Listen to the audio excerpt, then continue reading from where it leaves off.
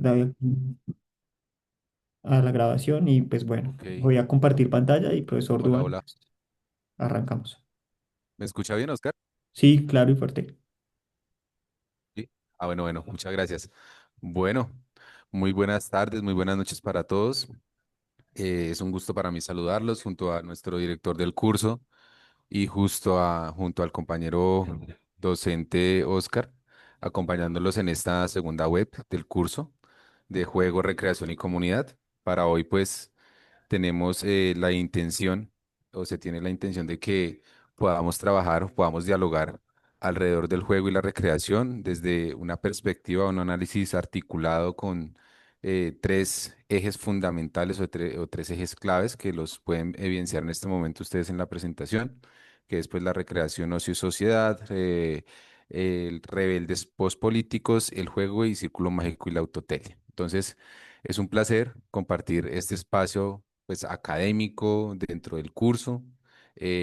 Quiero que pues lo primero que queremos hacer nosotros es hacerles como una invitación a mirar el juego y la recreación más allá del entretenimiento. Eso es como lo que nosotros queremos y creo que a lo largo del curso lo hemos podido evidenciar de que se vea más allá del entretenimiento, el aprovechamiento del tiempo libre, sino hacer un reconocimiento como procesos humanos un tanto más complejos, ¿cierto? Con dimensiones existenciales, sociales y pues obviamente desde el punto de vista político, como se prevé y la creación. Nos asociamos con el juego y la recreación con pasar el rato, ¿no? O desconectarnos de los aspectos serios de la vida. Pero la verdad es que jugar y recrearse son actos profundamente significativos, ¿sí? Cuando nosotros jugamos, hay algunas situaciones que nos permiten a nosotros negociar reglas, compartir emociones y transformar esto en algunas realidades. Por eso, el juego no solo entretiene, ¿cierto? No solo distrae, sino también educa al ser humano, lo libera y le permite transformar su realidad o transformar las realidades sociales que están interviniendo en el proceso. Entonces, nosotros en este, digamos, desentrañado significativo más allá del entretenimiento, entendemos que el juego y la recreación, tal como lo plantean los autores, no son neutros ni mucho menos inocentes, ¿no? En ellos, pues, está entrelazado lo político, ya como ya les había comentado, lo cultural y también lo simbólico, ¿no? Jugar implica crear, ¿sí? Crear, arriesgarse, obviamente, y establecer indudablemente vínculos. Por tanto, jugar es también un acto político. Cuando uno genera vínculos, está generando un acto político. Mm, digamos que cuando una comunidad juega, obviamente tiene que haber un proceso de comunicación, como ya les había dicho, tiene que haber un proceso de negociación en cuanto a reglas, ¿cierto? En los juegos se comparten emociones, pero sobre todo permite a través de esa dinámica del juego reconstruir la identidad del territorio en el cual están.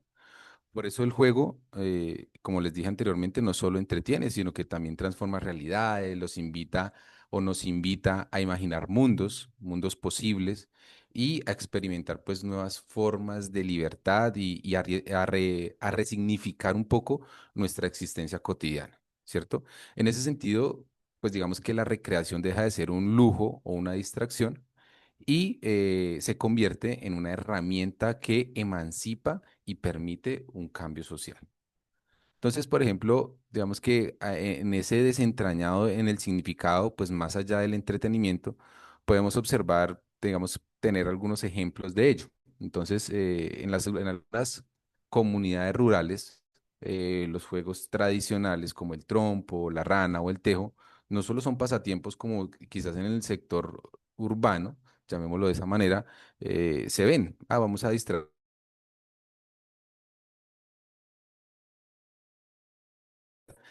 sino que son formas de preservar la identidad cultural. y pues de mantener vivas muchas costumbres ancestrales frente al tema de la globalización que absorbe obviamente estas tradiciones y las transforma en otras situaciones que nosotros conocemos como la irrigación que tiene el mundo tecnológico actualmente. Digamos, ese es un ejemplo muy colombiano, ¿no?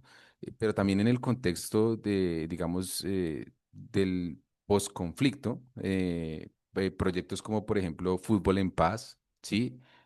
O si han escuchado el juego del Colombiao, eh, han usado el juego, ¿cierto? El juego como una herramienta de reconciliación social. Y eso es un aspecto social y político muy importante, donde todos los jóvenes de zonas afectadas por la violencia pues aprenden a resolver sus conflictos sin armas, pero a través del deporte y la cooperación, el juego y la recreación organizada. Entonces, miremos que en estos entornos educativos también, por ejemplo, la gamificación, ¿cierto? La gamificación del aprendizaje, como el uso de retos, misiones, roles, pues han demostrado que el juego puede fomentar la participación y la creatividad y pues el pensamiento crítico más allá de la memorización, que es lo que pasa muchas veces en el aspecto educativo actualmente.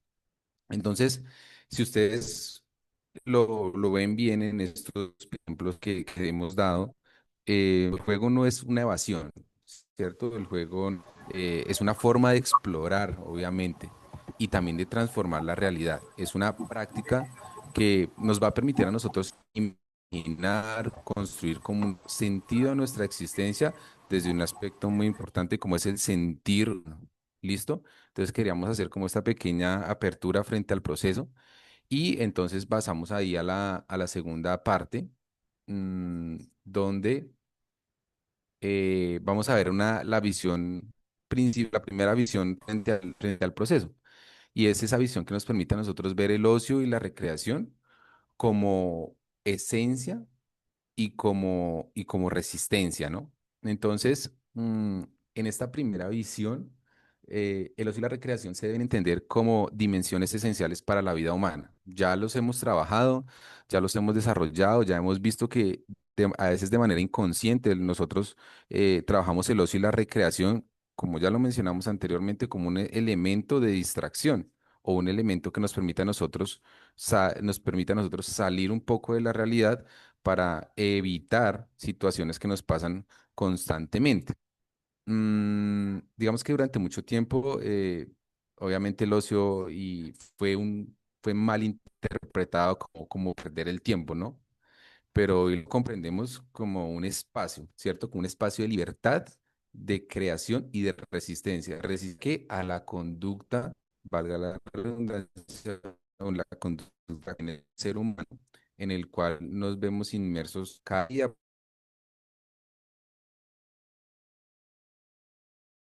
Que quede claro y para que resignifiquemos un poco los conceptos que tenemos, que ocio no significa no hacer nada, ¿cierto?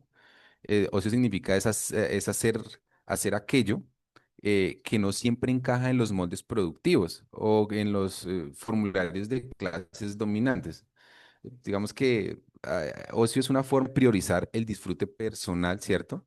El crecimiento espiritual y emocional por encima de todo lo que tiene que ver con la lógica de la producción y de la obligación.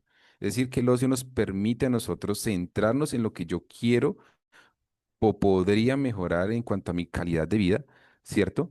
Y que me permita a mí un crecimiento. No solamente ocio quiere decir estar sin hacer nada. Eso es clave. Digamos que de ese modo también uno puede entender que el ocio cierte en una resistencia, como ya lo habíamos hablado anteriormente. Pues un acto de resistencia frente a los sistemas que miden el valor del humano, no solo en términos de eficiencia y rendimiento, principalmente. Y pues la recreación, pues rompería todos esos moldes o esas fronteras a ampliar los límites sociales y pues resignificar nuestros propios sentidos de felicidad. ¿Qué significa para mí la felicidad? A partir de entender que la recreación podría trascender o romper las fronteras y permitirme ampliar esos límites de lo que tiene que ver con el ocio y la recreación como actividades que me permitan a mí un crecimiento espiritual o emocional a partir de un disfrute personal. no solamente una actividad que se hace por mera imaginación o mero desarrollo. ¿Listo? Entonces, cuando jugamos o nos recreamos libremente, eh, lo que estamos haciendo es una liberación por un instante de las cadenas de la productividad, de deber constante, del tener que. Es una especie de pausa que aparece en el verdadero sentido del ser. Digamos, algunos elementos importantes que debemos considerar allí es que, por ejemplo, digamos, como una especie de ejemplo en lo que tiene que ver con los de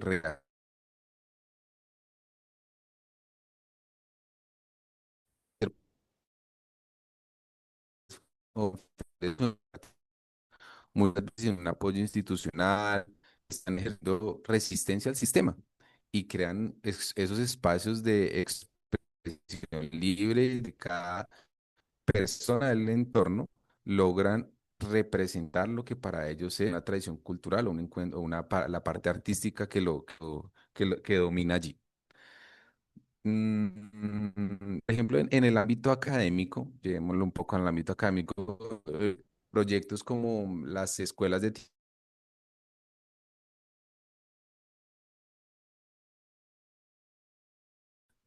proponen que los jóvenes aprendan jugando. No sé si lo han escuchado. Entonces, leer por placer, explorar la naturaleza, no como una obligación, sino como un acto de autoconocimiento en el que se descubren constantemente a partir de lo que cada ser humano, cada persona en la escuela de tiempo libre logre identificar como su felicidad también. Digamos que trasladarlo también un poco en el sentir del deporte, ¿no? Entonces, digamos, en el deporte, los grupos recreativos que entrenan sin fines competitivos, ¿sí?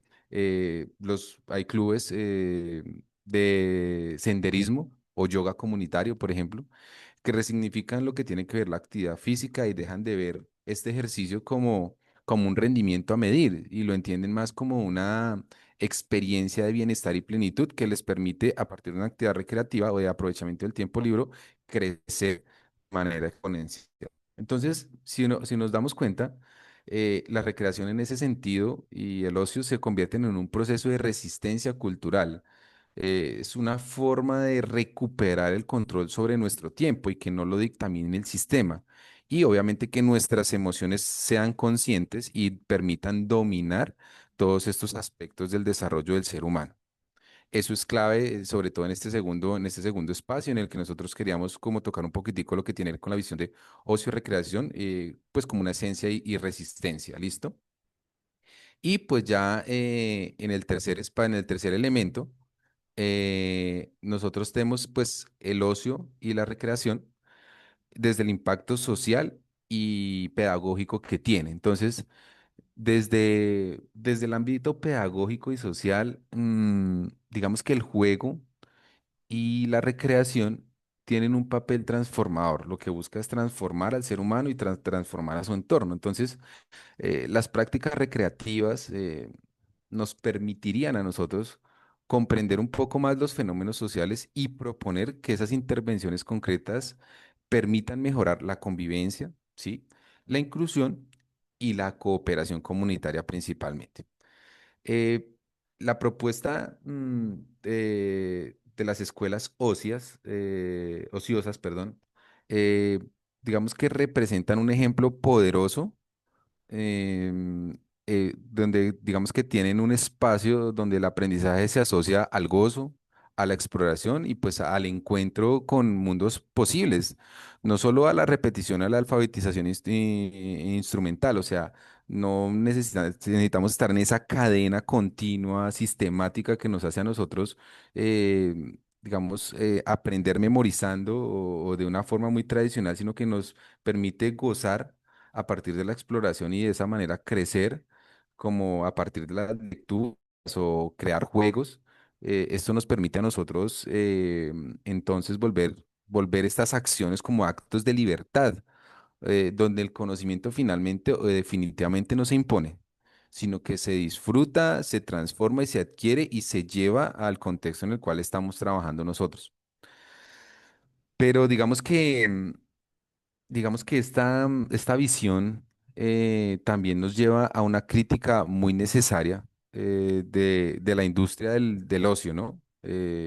Pues que busca convertir el tiempo libre en un producto más del mercado. Eso es claro. Entonces, todo el mundo coge el ocio, la gente necesita el ocio para salir de su realidad y cómo lo estamos llevando, de qué forma lo estamos aprovechando o no aprovechando. Entonces, eh, digamos que esta industria busca un poco lo que tiene que ver con convertir el tiempo libre en un producto más del mercado. Eso está claro y muchas empresas, personas, sociedades, círculos buscan hacerlo. Entonces, ¿qué pasa? ¿Cuál es una visión más cerca, la visión más cercana que hoy en día tienen las personas digamos, de la industria del ocio? Entonces, series, ¿cierto? Ver series, entonces es que estoy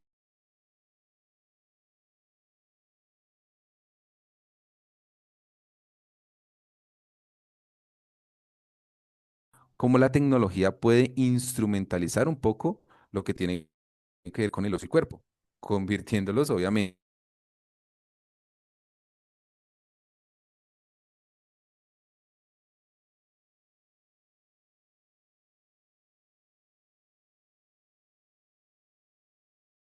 siendo autónomos y siendo apropiándonos de nuestro proceso.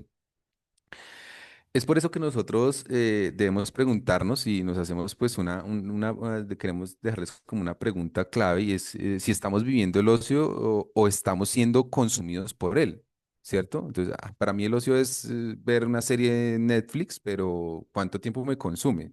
Entonces, uy, no, me pasé todo un día viendo una serie y eso ha hecho que yo ya extienda demasiado el ocio y me saque un poco de la realidad. Entonces, la pedagogía del ocio, lo que queremos decir, implica recuperar un poco el sentido humano del disfrutar, de educar para ser libres y no para consumir, sino que seamos propios, seamos autónomos y nos permita a nosotros decidir de manera consciente en qué momento estoy haciendo un ocio consciente.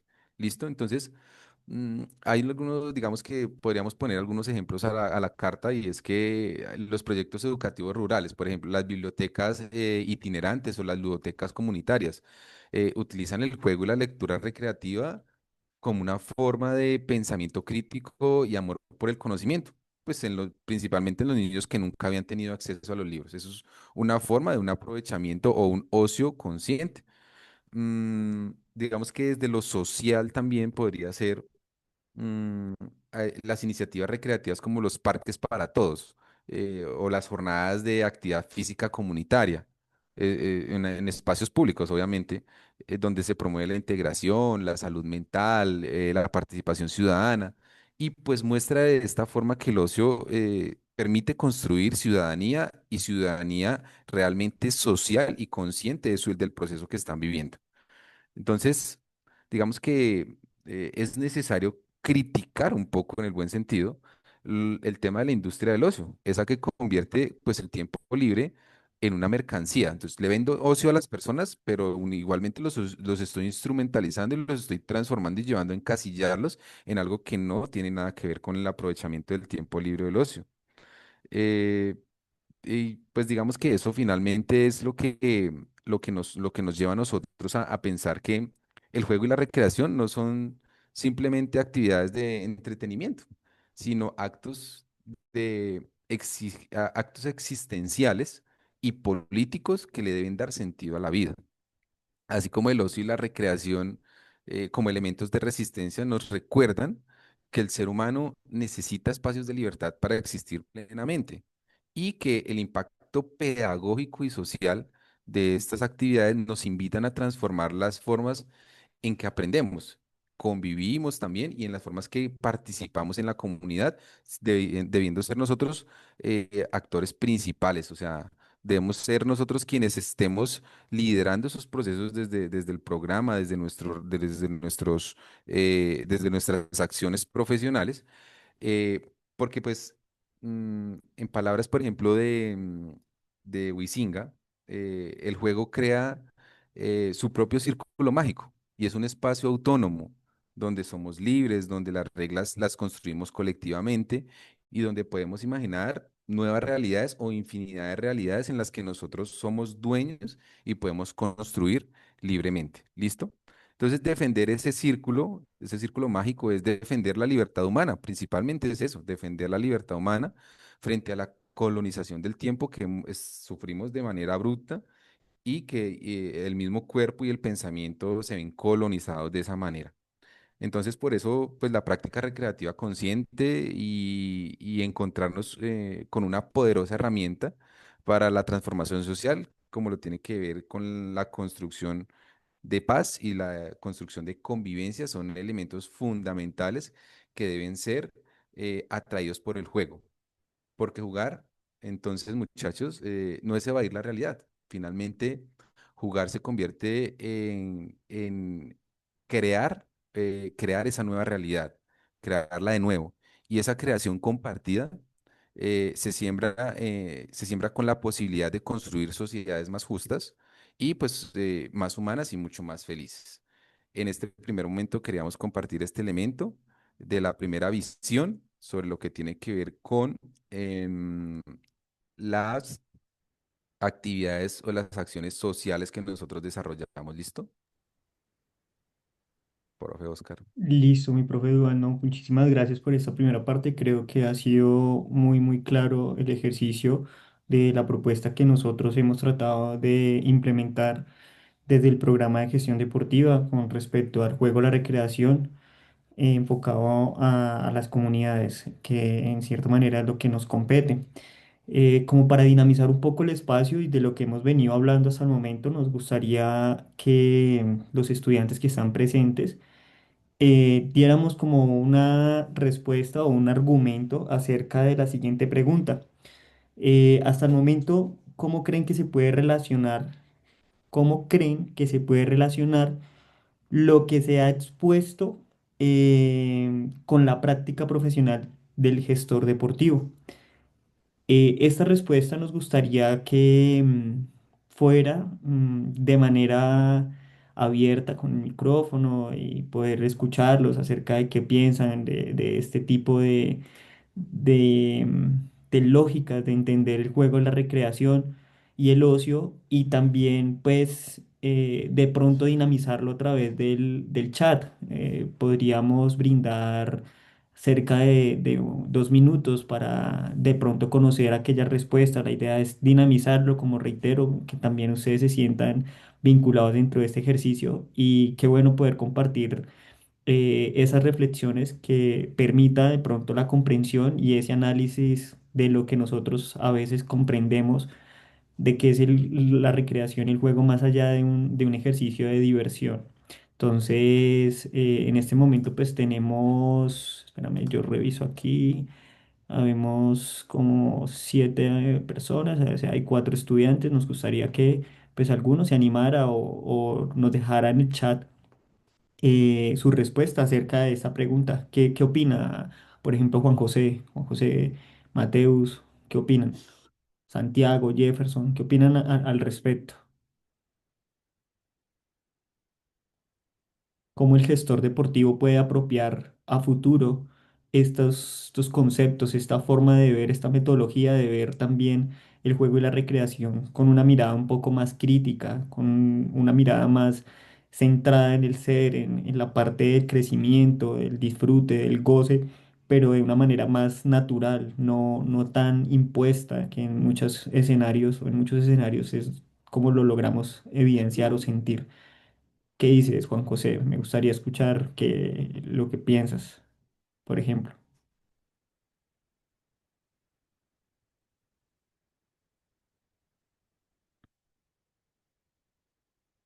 Voy a dar un minutico mientras que pueden construir o elaborar un poco esa respuesta, y la idea es escuchar una voz diferente en este escenario.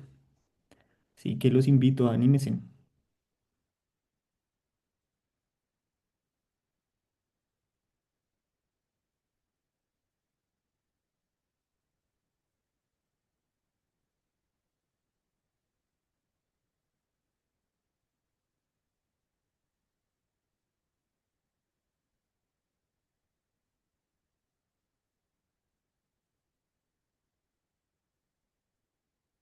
Michael, te acabaste de unir, te estamos invitando pues a relacionar un poco lo que se ha venido hablando con el perfil del gestor deportivo, cómo cree que se puede dar este tipo de actividades a futuro como profesionales. Bueno, creo que seguiremos entonces. Recuerdo, podemos dejar algún comentario, algún escrito en el chat, tan pronto pues tengamos la oportunidad de, de- de leerlo, pues lo compartiremos. Y la idea, como lo digo, es poder hacer ese ejercicio un poco participativo, no solamente que se convierta acá en un monólogo de hablar solo los docentes, sino que ustedes también puedan sentir esa libertad de expresarse. No teman a ser erróneos. Yo creo que esto es uno de los principios de la educación y de la academia y es precisamente expresar lo que pues creemos y a partir de eso construir y darle una horma a ese pensamiento acerca de lo que estamos pues compartiendo. Entonces, para seguir y de pronto ver quién puede compartirnos algo, creo que aquí ya, bueno, qué bueno. Santiago nos escribe, creo que es muy buena esta nueva metodología, ya que en juegos o competencias no solo se mira la competencia o el logro, sino que se fomente más la inclusión y el aprendizaje libre de cada quien. Listo, Santiago, muy adecuado el ejercicio de análisis. Creo que algo que se ha venido combatiendo y luchando es precisamente por quitarle esa connotación de la competitividad al juego. Es algo que ha llevado a imponer unas lógicas de la productividad en temas del ganar o perder, incitando todo el tiempo al logro y eso hace que en algún momento se excluya cierto tipo de poblaciones y que coarte de pronto de la libertad, de la expresión corporal, de las formas de vivir la competencia, el juego, la forma de interactuar con el otro. Y creo que es interesante cuando nosotros comprendemos un poco esta lógica de entender el juego y la recreación desde una mirada más profunda, ¿no? Desde una mirada más crítica y no y saliéndonos un poco de lo que nos pueden ejercer los sistemas de control. Entonces, creo que es un comentario que va muy a línea de lo que hemos venido hablando y precisamente es lo que nosotros queremos que ustedes comprendan desde el curso de juego, recreación y comunidad. Si bien para dar continuidad pues agradezco mucho la intención de Santiago, bueno, aquí también Juan José da otra opinión acerca de lo que les estamos solicitando. También los invito a que puedan mirar el chat. No sé, en este momento yo estoy compartiendo mi pantalla. Creo que solamente pueden ver la presentación, pero pueden también visualizar el chat. Aquí podemos analizar también las respuestas de los compañeros. Si hay alguna contraargumentación o algún comentario adicional a él mismo que se genera, pues bienvenido sea. Juan José nos habla, muchas veces las personas no se sienten atraídas por el aprendizaje porque siempre está impuesto el método clásico de lectura o de repaso. Carece de dinamismo. En este caso, la desinformación sobre la vida deportiva es algo que socialmente está muy presente. Con este modelo de juego y recreación, este tema resulta ser más atractivo, llegando a más personas y ejerciendo nuestro papel como gestor deportivo.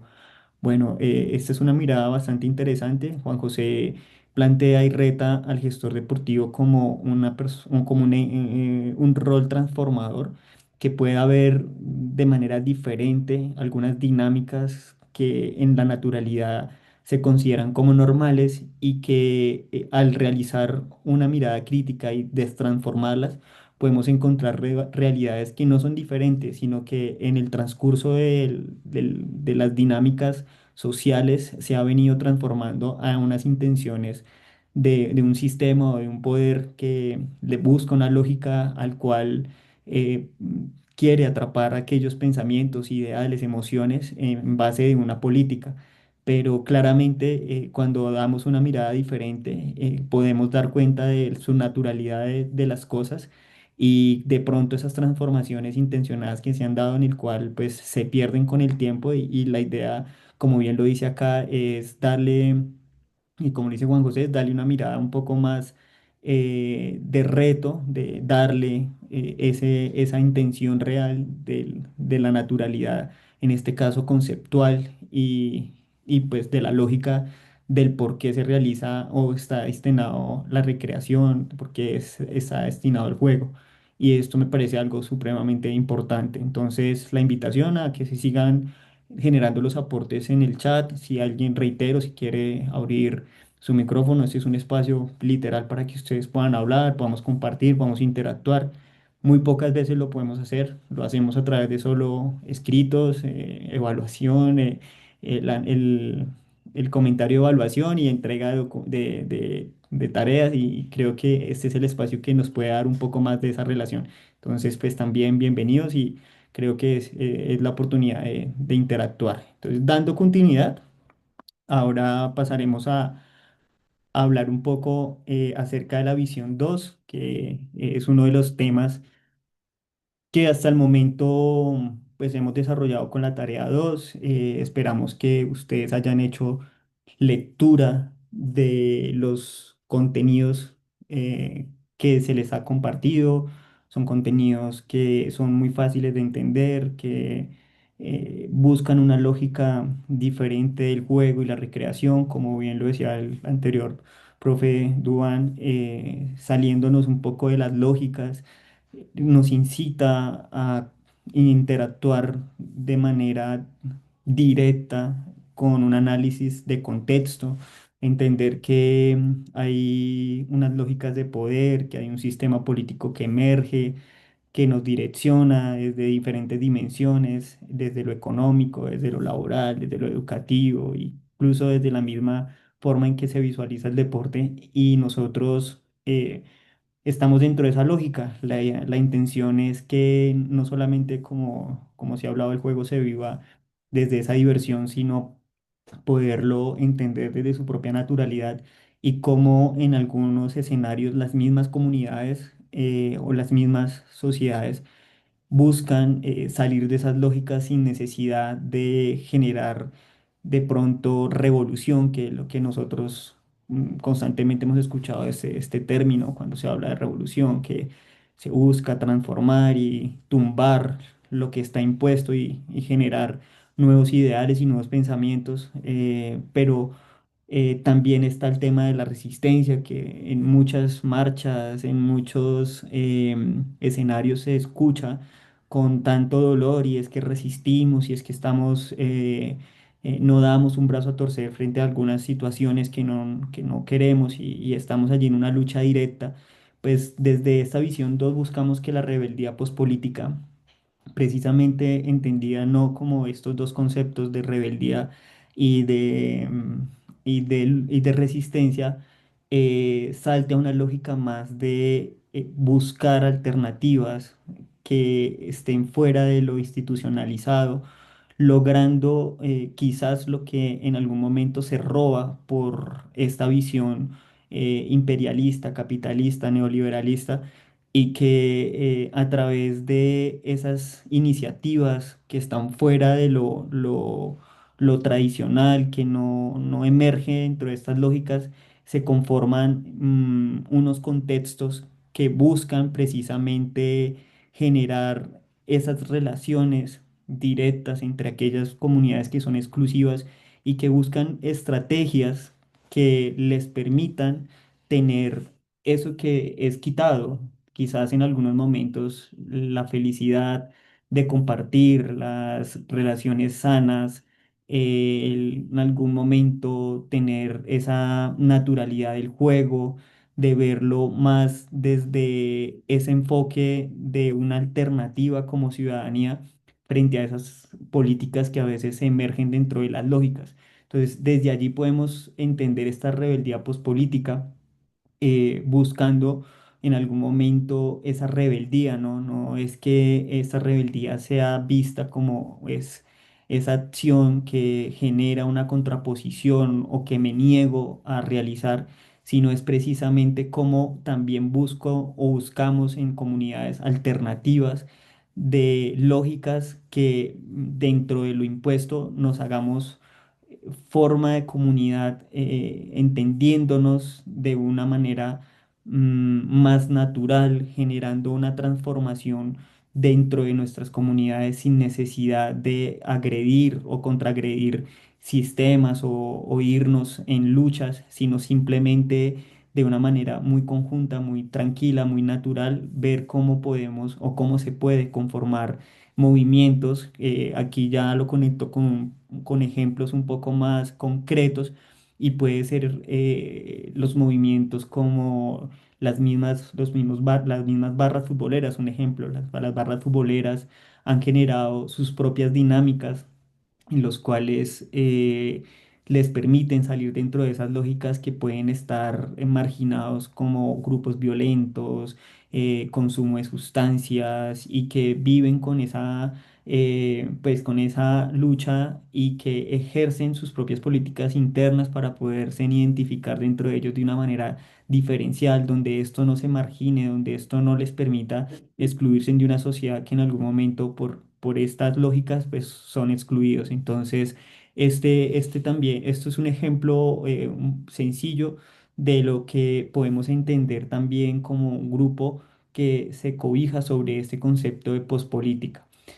Mm, ya viendo el ejercicio desde el componente más práctico, como lo acabo de hablar, encontramos dentro del ejercicio unos ejemplos que pues emergen aquí en la presentación. Por ejemplo, en México hay un movimiento que se llama Yo Soy 132, en el cual pues ellos han buscado precisamente estas lógicas pospolíticas en el sentido de generar un propio sistema que les permita identificarse dentro de ellos mismos, saliéndose de las lógicas en las cuales han sido represivos dentro de sus pensamientos y que obviamente no son parte de ese sistema. Y vemos que dentro de estos movimientos se identifican ese tipo de pensamientos, los potencializan y pueden ser reconocidos entre ellos mismos sin necesidad que haya una sociedad de lógica que los valide, ¿no? Entonces, esto creo que es algo bastante significativo para aquellas poblaciones o que han sido vulneradas por lógicas del Estado. Aquí también podemos analizar cómo las mismas políticas estatales no llegan a todos los rincones, si lo ponemos en ejemplo también en Colombia, no llegan a todos los rincones de nuestro país y esas comunidades pues también tienen sus propios derechos y cuando de manera política pública no llegan a generarse en, estas mismas comunidades, cómo se reúnen, cómo generan sus propias estrategias de diversión, de juego, establecen sus propias reglas con totalmente libertad sin necesidad de que haya algún eje transversal de control que ejerza ese liderazgo, sino que la misma comunidad puede generar esas estrategias de libertad de reglas, de expresión, de jugar, de generar sus propias políticas. Creo que esto es lo que enfatiza demasiado el concepto de rebeldía pospolítica y es lo que nosotros queremos que ustedes puedan comprender analizando un poco las lógicas del sistema en la actualidad. Sí, aquí hay otro ejemplo de, por ejemplo, de bandas de niños de la calle, pues han generado sus propias estrategias como barras de fútbol, grupos indígenas, jóvenes con VIH y esto es lo que nosotros buscamos que se puedan también identificar en las lógicas de nuestros territorios, ¿no? Aquí la ventaja es que tenemos estudiantes que están, como dicen por allí, en esa Colombia profunda, que es en contextos difíciles y nosotros poder generar esas alternativas como gestores deportivos, romper esas barreras que es que si aquí no llega una política de atención para el deporte, ¿cómo yo genero una estrategia desde esta lógica, desde lo pospolítico, donde nosotros mismos nos diseñemos, nos creamos nuestra comunidad alrededor de la práctica del deporte? Pueden ser ejemplos muy significativos comprendiendo el ejercicio de las manifestaciones de la rebeldía pospolítica. Mm, Perdón, aquí avanzo con la siguiente presentación. Entonces, dentro de este ejercicio, ya dando claridad sobre el concepto pospolítico y quizás de rebeldía, entendemos el juego a partir del círculo mágico, como lo decía el profe Duan, que lo enfatiza Huizinga y también le da un sentido a partir del concepto de autotelia, algo que por naturalidad el juego existe desde que el hombre existe. O sea, nosotros nacemos jugando y creo que morimos jugando. Todo el tiempo hacemos parte dentro de esta lógica y qué interesante cuando le damos una intencionalidad. Creo que la intencionalidad, esa palabra es como la misma, podría decir que es sinónimo a autotelia, ¿sí? Es como nosotros podemos darle una intención a todo lo que hacemos. Y cuando reconocemos el juego como un elemento que permite comprender estas lógicas de crecer, de construir comunidades, de hacer parte de procesos de esos sociales y quizás en algún momento cuando se instrumentaliza, por ejemplo, dentro de las lógicas de la educación, que dice vamos a aprender desde el juego y es un juego intencionado, es un juego dentro de una lógica que en cierta manera coarta la libertad de las personas y que nos la han coartado desde niños, porque desde niños nos imponen las prácticas del juego y siempre tiene una intención, ¿sí? Es una intención que claramente no vamos a analizar hoy de manera detallada dentro de si es una práctica de juego dirigida o si es en un proceso de entrenamiento cuando hablamos de juegos recreativos para el aprendizaje de la técnica. Todo esto es institucionalizado, es instrumentalizado y nosotros acá queremos ver o enfatizar sobre esa esencia que tiene el juego desde su práctica libre, ¿sí? Como desde esa naturalidad desde cuando nacemos y jugamos simplemente, como lo decía Piaget, allí con algunas actividades o algunos conceptos relacionados al juego, por esa naturalidad de sonreír de manera natural, ¿sí? No porque nadie se lo esté exigiendo, sino simplemente un bebé sonríe porque es una lógica de su cerebro que entiende que se debe sonreír, pero es una naturalidad de movimiento que con el tiempo se pierde. Si nos acostumbramos a que si yo quiero ir a reír, voy a ir a escuchar un cuentero y entonces dentro de esta lógica yo tengo que haya algo que me exprese a mí o que saque esa felicidad de mi parte, ¿no? Entonces, uno de los retos y creo que es importante que ustedes comprendan del juego y la recreación que no estamos dentro de la lógica de otros componentes de otros programas en el cual aprendemos a diseñar actividades de recreación, a diseñar actividades de juego, porque eso nos compete a nosotros de manera libre, de manera creativa. Y no deben ser impuestos. O sea, aquí no vamos a aprender una metodología de juego, ni la idea es que les vamos a dar la receta de la recreación para que ustedes sean los mejores recreadores, porque esa no es la misión, esa no es el propósito de quizás desde el perfil del gestor deportivo y queremos que comprendamos la autotelia, ¿sí? Como en muchos de los trabajos que nos presentaron y es la esencia del juego, ¿sí? Es una esencia de un juego que no es intencionado bajo una lógica del ganar o perder, ¿sí? Sino que aquí el que gane es literal la persona que hace parte del juego, que disfrute, que pueda tener esa naturalidad de la libertad de expresión dentro del mismo, que no sea cohibido o coartado su libertad por reglas impuestas desde lo cotidiano, desde lo de afuera. Vemos en muchas ocasiones cómo desde la parte laboral se ha instrumentalizado el juego con la supuesta lógica de que se debe hacer pausas activas. Entonces ve y juegas para que te sientas mejor y puedas seguir con tu día productivo laboral y produzcas, porque finalmente para ello es que tú trabajas dentro de una lógica de lo que puede ser del trabajo, ¿sí? Vemos que esa forma de jugar tiene una intencionalidad, pero cuando nosotros rompemos esas barreras y damos cuenta de que somos libres, que yo puedo realizar una práctica no intencionada, que es porque yo lo quiero realizar, porque lo quiero disfrutar, porque no hay una regla impuesta, porque se da de manera natural, damos cuenta de que hay una esencia propia del juego que me hace permitir esto y esto responde a esta lógica de la autotelia, ¿sí?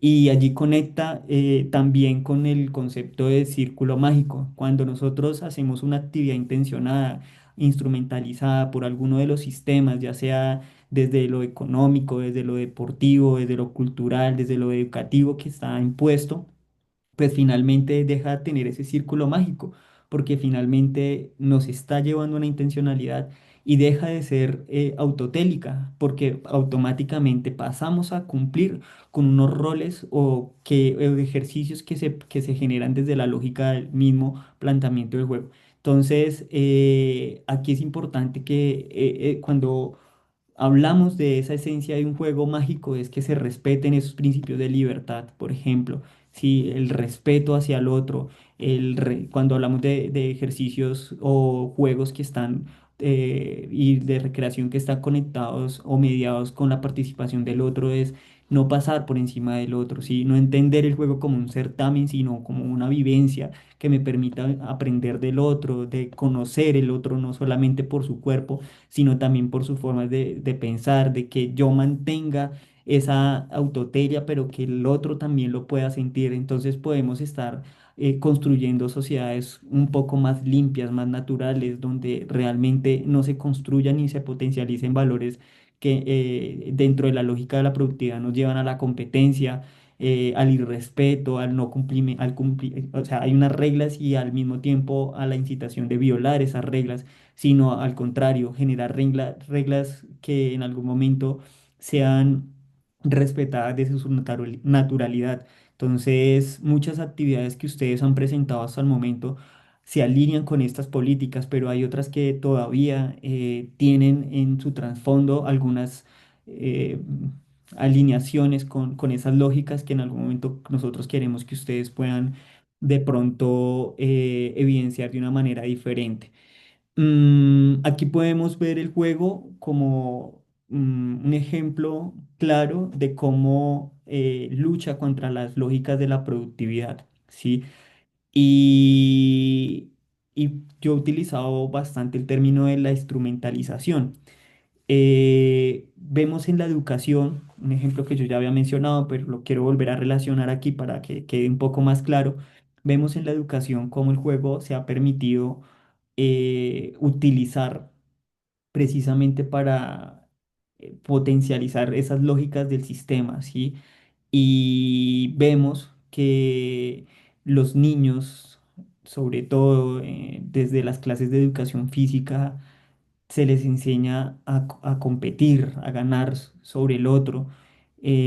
También a partir del juego se le ha fortalecido ese pensamiento de la frustración cuando se pierde, ¿sí? Cuando no se gana, automáticamente esa frustración aparece y hay niños que en la actualidad su salud mental es transgredida por muchas formas de entender esto de la derrota o el perder y muchas actividades que se lideran, que se promueven desde lo comunitario hasta lo educativo, que es el ejemplo que partí, potencializan estas lógicas, ¿sí? Haciendo daños y traumas desde pequeños y que con el tiempo se deja de jugar y cuando somos grandes nos cuesta, ¿sí? Nos cuesta volver a tener una práctica sana, una práctica autotélica y preferimos no volver a ser parte del juego porque ya después de grandes nos da pena.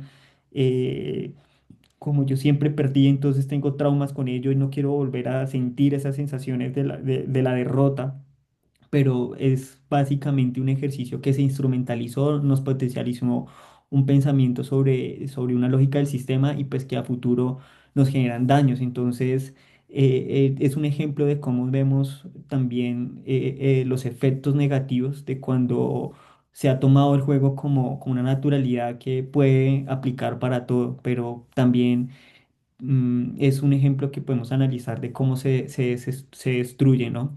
Se destruye personas, destruye sociedades, destruye comunidades y vemos que si recuperamos esa parte de la naturalidad del juego, podríamos darle un contexto totalmente diferente.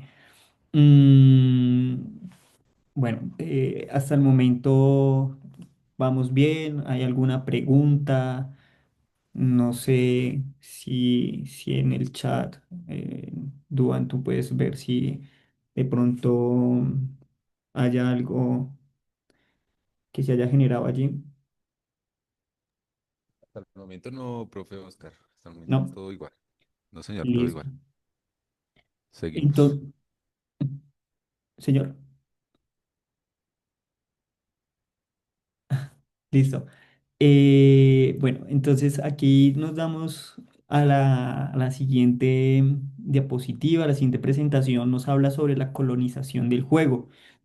Mm, el ejemplo que yo estaba abordando anteriormente se relaciona muy directo con esta parte y es precisamente pues cómo vemos que la educación rompe en algún momento ese círculo mágico y muchos de los juegos mm, se direccionan a potencializar personalidades que a futuro se vuelven realidades. Yo no sé si en algún momento de las personas que están acá en su vida de infancia se jugó, por ejemplo, a policías y ladrones, ¿sí? O quizás al papá y a la mamá, que eran juegos que se potencializaban a través de lógicas de la sociedad y que uno de pequeño veía en los grandes y que quería vivir y que en algún momento nos dimos cuenta que ya no era un juego, que era una realidad. Y muchos aprendieron que este tipo de actividades les podían aportar quizás cuando grandes y se quedaron con estos juegos. Entonces el que jugaba policías y ladrones, el ladrón se creó ladrón y entendió un poco su lógica del juego y en su vida adulta quizás por X o Y situación también llegó a este tipo de situaciones. Vemos allí cómo el juego se instrumentaliza preciso para generar roles en nuestras sociedades. Mm, y totalmente desvirtúa el concepto que hemos venido hablando sobre lo mágico, sobre esa libertad, sobre ese propio control de lo que puede ser la esencia de la misma práctica. Y pues bueno, esto es lo que nosotros podemos llamar la colonización del juego, como esas estrategias de poder o esas lógicas de poder han convertido el juego en una forma de idealizar nuestros pensamientos y nuestras formas de actuar cuando grandes. Entonces, de una vida adulta, ¿no? Claramente. Y cómo, no, cómo también se establecen criterios para que eso no se pueda volver a sentir o se puedan volver a vivir. Entonces aquí surge una necesidad grandísima y es volverle a dar una naturalidad al juego en unos escenarios que pueden ser complejos, que pueden ser difíciles y precisamente en aquellas comunidades donde pueden ser marginadas o vulneradas por el Estado de acuerdo a sus lógicas de inversión, recordemos que aquí las zonas vulnerables en muchas ocasiones dentro de lógicas políticas se quieren sacar adelante, se quieren ayudar, se quieren potencializar, pero esos son discursos que en la práctica política se argumentan cada vez que hay una elección o hay un ejercicio de poder, pero también la vulnerabilidad es una estrategia política para precisamente poder gobernar a aquellas personas que sin muchos recursos y con situaciones difíciles y problemas sociales difíciles, pues son más fáciles de poder tener en un control, ¿no? Y bajo estas lógicas que estamos hablando, el juego se convierte en un potencializador de esas lógicas. Pero aquí viene y conecta claramente el ejercicio político y es hacer el énfasis en que bajo esas lógicas del mismo poder que se trata de ejercer allí como una estrategia, es buscar esas salidas, reconocer las potencialidades de las comunidades y que a través del juego y la recreación se puedan fortalecer de una manera diferencial donde, donde las comunidades también se puedan divertir sin necesidad de recursos, sin necesidad de que si no tengo un campo de juego deportivo con un techo, entonces no voy a poderme disfrutar y no voy a poder jugar. y no voy a poder tener esa neutralidad de lo que implica hacer esa práctica de con mi comunidad y con los míos, incluso viviendo esa autotelia de manera personal. Entonces, es importante que en ese momento lo veamos con esa mirada, ¿sí?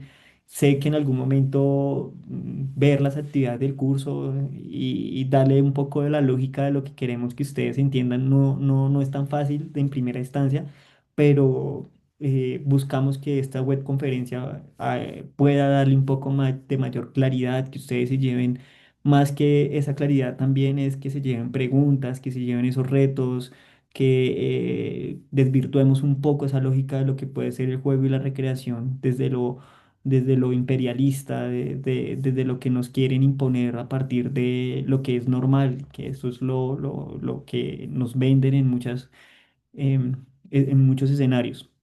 Entonces, ya para ir terminando, la síntesis de estas visiones es desde los términos de ocio y recreación, pues lo que hemos venido hablando con el profesor Dubán, pues son esferas que permitan la construcción de una autonomía individual y en cierta manera hacer una resistencia bajo lógicas que no desafíen, sino que al contrario se puedan dar la importancia desde esa construcción personal, reconociendo esos espacios no porque haya unos sistemas, sino porque realmente yo los puedo construir a partir de mis intereses y donde yo puedo crecer siendo, en este caso, feliz, tener placeres, reconciliarse con uno mismo y con el otro. Todo esto puede darse a partir de estos escenarios.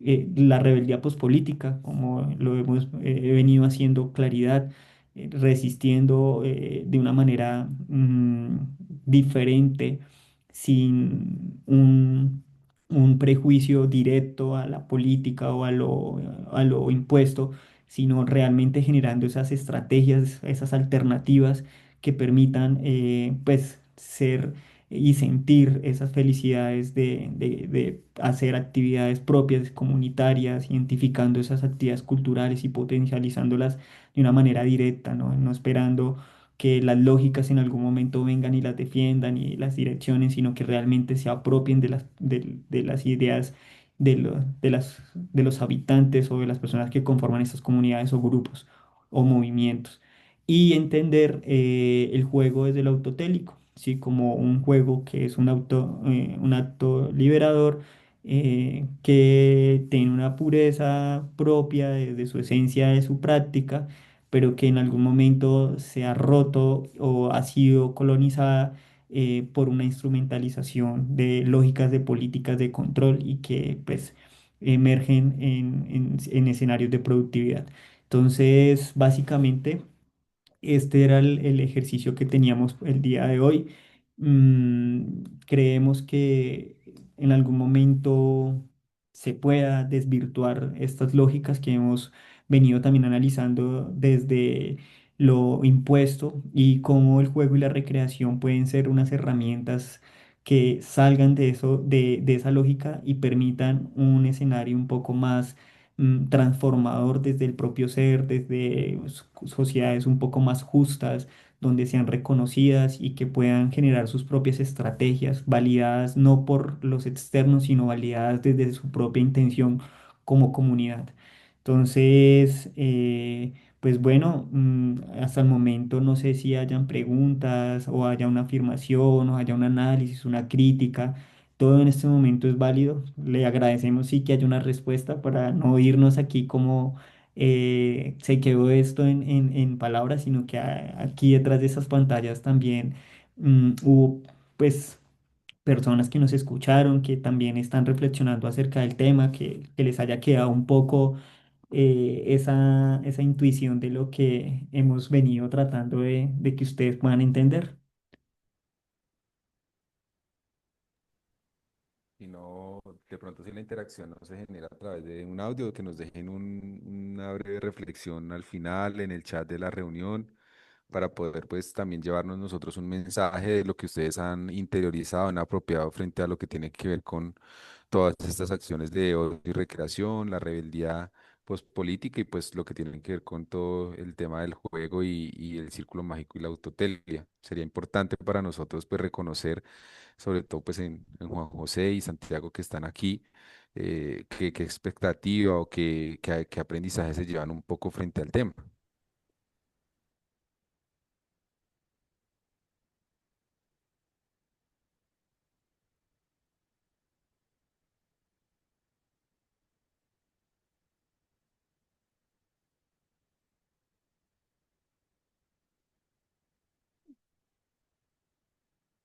Bueno, pues ya el silencio nos dio una respuesta muy Sí, clara es excelente. y muy O todos, contundente. o todo se entendió o nada se entendió. Pues bueno, ya quedará en el chat si nos comparten allí alguna experiencia de lo que pues les dejó el ejercicio. De nuestra parte, pues aquí en este momento está en pantalla el desarrollo de la tarea 3. Tres. Mm, es un ejercicio que es muy claro a la hora de entender la lógica de cómo está planteado. No vamos a explicar paso a paso de cómo se va a desarrollar la tarea, simplemente lo queríamos dejar aquí para recordar un poco ese diseño y si se presentaba alguna duda, inquietud al respecto. Si no, en ese momento no la hay, pues mi estimado profesor Duan, yo creo que podríamos estar dando finalización al ejercicio. Bueno, aquí creo que Juan José nos escribe en el chat como que es un punto más Sí. claro de la tarea que se hizo, una explicación mucho más clara. Muchas gracias. Bueno, Santiago también nos dice, todo quedó 10 de 10. Creo que nos vamos con unos pensamientos más críticos y abiertos. Estos aprendizajes nos servirán demasiado para nuestra carrera. Bueno, listo.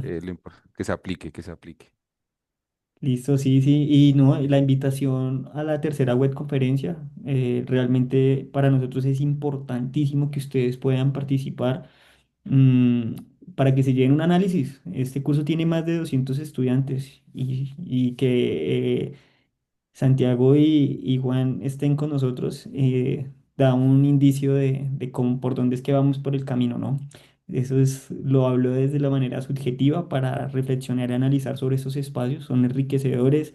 Sé que la universidad no nos obliga, pero es importante que desde la gestión deportiva también nos demos a hablar en esos espacios, a expresarnos que en algún momento se convierten en herramientas tangibles para liderar procesos y hacer parte de la formación profesional. Entonces, pues, no siendo más, voy a dejar de compartir la pantalla y voy a detener la grabación.